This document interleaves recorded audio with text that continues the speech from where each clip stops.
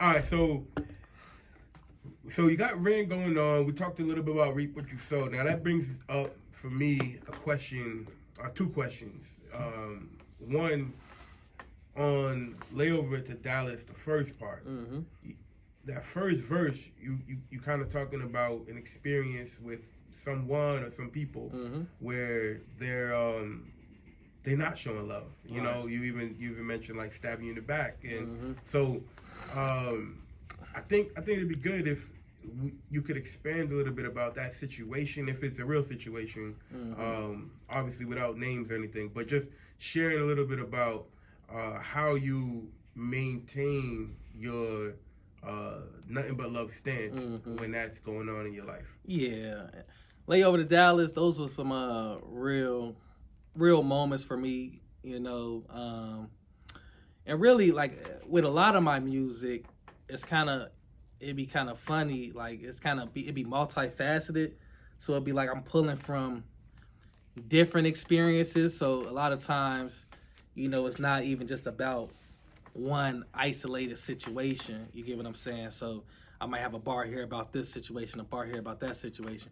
But the gist around that time, it was a lot of stuff going on, man. And it actually, going back to reap what you sow, it's like I come to realize that God put you through things to make you stronger. Like, or you can, you can fold and allow those things to have you act in a way that, he doesn't want you to act in. So I realize, man, you got to try to take the situations as they come and allow them, if it's what quote unquote appears to be a negative situation, take that energy and try to make a positive out of it and try to allow it to strengthen you. But yeah, at that time, man, it was a lot of stuff going on, bro. Is there a story you can share with us? Specifically, just a lot. Like I said, when you're dealing with a bunch of brothers, situations come up, and like I said, even in that regard, multiple things was going on. A gang of different stuff was going on, and I really don't want to elaborate too much on what specifics, but just know it was a lot of stuff, and it was really bro, had me honestly in a bad spot, in a bad space mentally, and even like I said, this stuff wasn't too long ago, and it had me like, man, like even you hearing some of the songs like, brother stabbing each other in the back, had me looking at everybody sideways. But what I grow to realize is, man, you gotta allow the Lord to just handle that stuff, bro. You gotta allow what you don't see, God see, and you can't try to play mind reader, and you can't really try to play judge in situations as well. You don't know all sides of the story. You're not there when everything is happening. You're seeing things from your point of view. So yeah, in regards to those situations, bro, I ain't gonna get into super details, but yeah, just know. Yeah. So I guess the takeaway though would be, how do you stay grounded in the situation? Because like for example, on which song is it now? And on that trust, you got a line. Where you say you got some niggas in the city. So how do you maintain your posture when you know it's just a phone call away? I mean, everybody, the flesh is weak. Yes. So when you get into that, just what source? What do you pull on?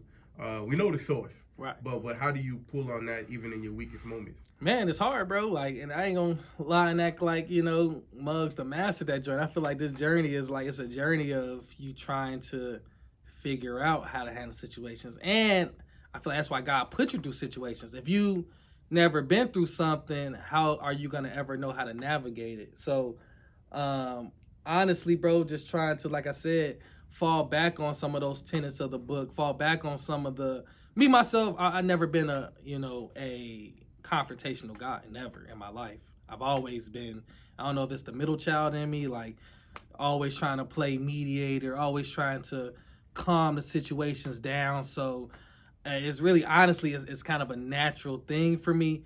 But, Muggs will get you to that point in which, you to that level. But it gets to the point in which, are you going to, put yourself, like the book say, he said, be angry, but sin not, So you got to make sure that you're still walking in line with the Lord, because you want to, and it also says vengeance is of the Lord's.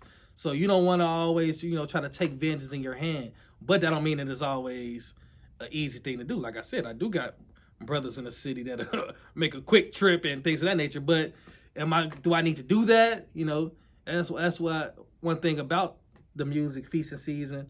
Like I said, I was being very transparent. I went through those emotions, right? I went through, wanting to, do things that I shouldn't have done. But that's just the thought process. Sometimes, like you said, the flesh is weak. Maybe you might fall and you might mess up, but you better get back up and dust yourself off and try your best not to do it again. So that's really, my mentality, especially when I was writing those bars. Is like, man, they pushed me to the limit, but you don't want to cross that line, because now you might have felt like you solved this issue, but now you got the Lord on your head, and He gonna be able to do you way dirtier than any flesh and blood man or woman can do. So you got to always keep that in mind. That's really good too, because I think a lot of times people have an impression of brothers in the truth where they think, okay, you done got holy, sanctified, and now you're keeping the law, and and they think that the flesh just disappears. Right. But it's a real battle. In fact, I think I'd venture off to say it's even more of a battle, because now you actually realize you're fighting.